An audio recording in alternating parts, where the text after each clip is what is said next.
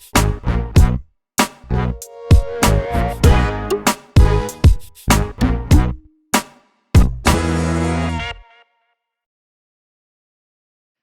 right, for today's episode, I'm excited about telling you guys about this beautiful mountain behind me.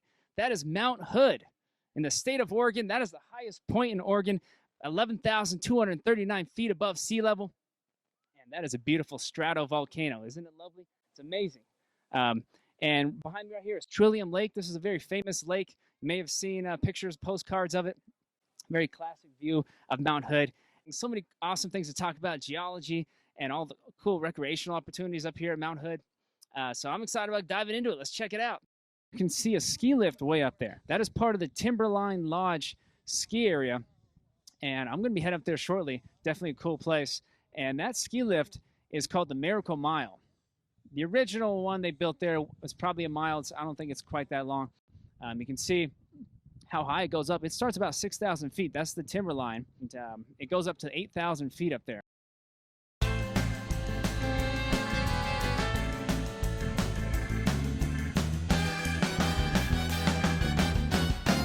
All right, I made it to the top of the road, that is. This is the highest point you can get up Mount Hood with a car up here at the Timberline ski area and Timberline Lodge National Historic Landmark. It's appropriately named Timberline because that's another word for tree line. As you can see, there's no more vegetation above this. Weather does not permit trees growth for the last 5,000 plus feet of Mount Hood. But yeah, what a view right here. Definitely awesome. You can see one of the glaciers, one of the 12 glaciers right up there.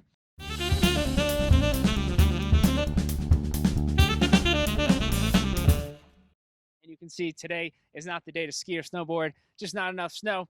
But it is interesting that this is the only ski lift in North America that operates all 12 months of the year, sometimes. Today, of course, not the day. But today is a good day to take the bike park. You take a mountain bike on a ski lift, you go up quite a ways, and then you bike down the trails. Sounds like a lot of fun. So I was at Trillium Lake looking up at Mount Hood, seeing the ski area. Now I'm at the ski area up on Hood, looking down at Trillium Lake. There she blows. All right, so how did this volcano form? Well, first of all, how did any of these volcanoes in the Cascade Mountain Range form? Cascade Mountain Range ranges from about Northern California up into British Columbia. Volcanoes along the way. So what was going on there is you got to think about plate tectonics. So a bunch of plates on Earth's surface, right? And just west of the Washington-Oregon coast, about 50 miles or so, is the Cascadia subduction zone. Subduction, meaning the oceanic plate has been subducting, going underneath the North American plate. And as this plate goes down underneath, it dives deeper and deeper, and it goes into the mantle. So you think about the Earth, and the near the surface is the crust, and below that is the mantle. It's hardened, definitely a thick layer of the interior of the Earth. It's solid, but when the slab goes down into it, there are some volatile gases that come out of the oceanic plate. So basically there's dissolved water vapor and some other gases in the slab. There's pressure that causes the volatile gases like water vapor to escape the slab, the oceanic plate, that goes into the mantle. Now what happens is the mantle gets some of that gas, and it causes the mantle to have a reduced melting point. So the mantle actually melts, and you get some liquefied mantle. It's more buoyant than the other parts of the mantle around it. So it floats, it starts rising up, and some pressure builds, and it keeps going up, and eventually this liquefied mantle is just magma, and it wants to escape Earth's crust, and it finds some areas of Earth's crust that are a little more weak or can get out. And so, for instance, this spot here, this magma was able to escape. There was also a lot of buildup of pressure. This stuff actually shot out in explosive eruptions, sent a bunch of airborne materials, and those are considered pyroclasts. Tephra is the term for anything that's airborne up from a volcano, and then it hardens. And then there's different types of tephra.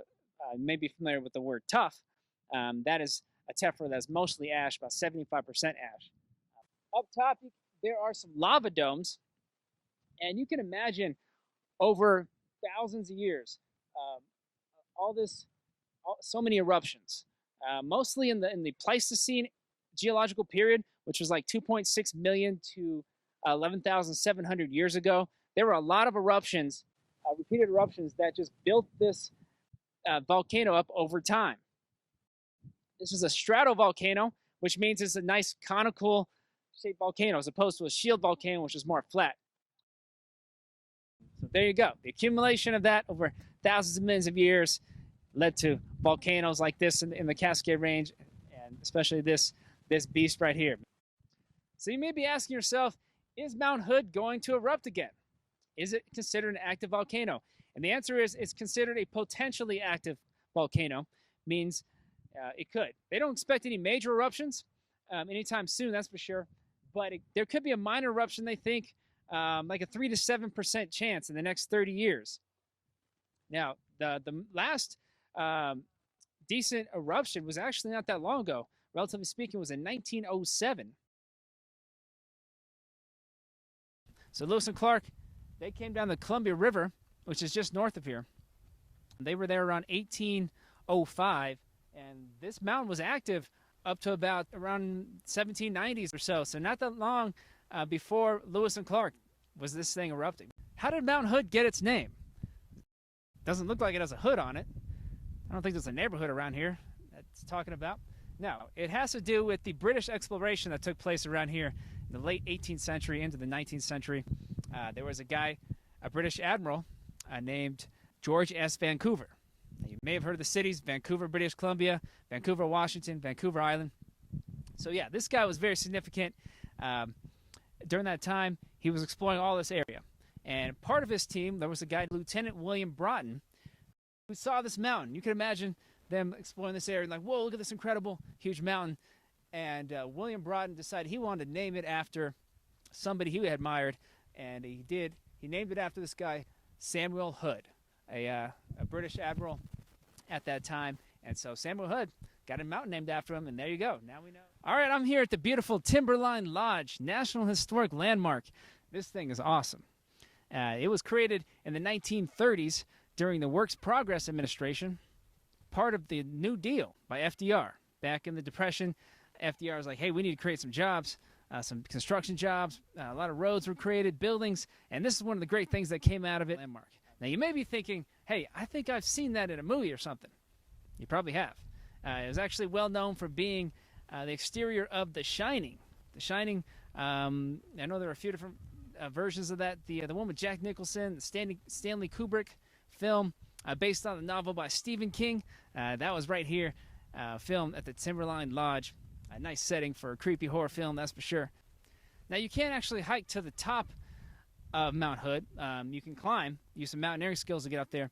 But there is a great hiking trail that goes all around the mountain. It's the Timberline Trail. It's 41 miles to go all around. I went about 7.5 miles in one time. Camped overnight, came back in. But one of these days, I got to get out there and do the whole 41 miles. That'd be a sweet backpacking trip.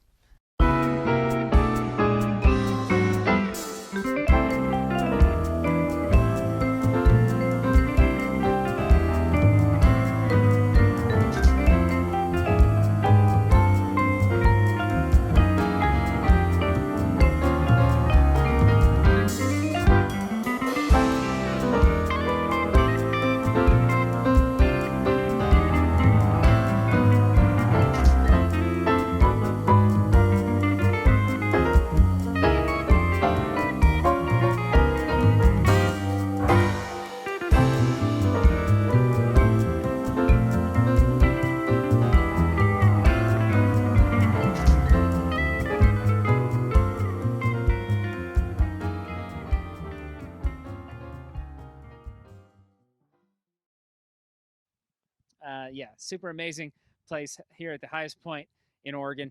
Definitely, you got to check it out. So that's my show. Hopefully, I'll check out the next one. All right, see y'all.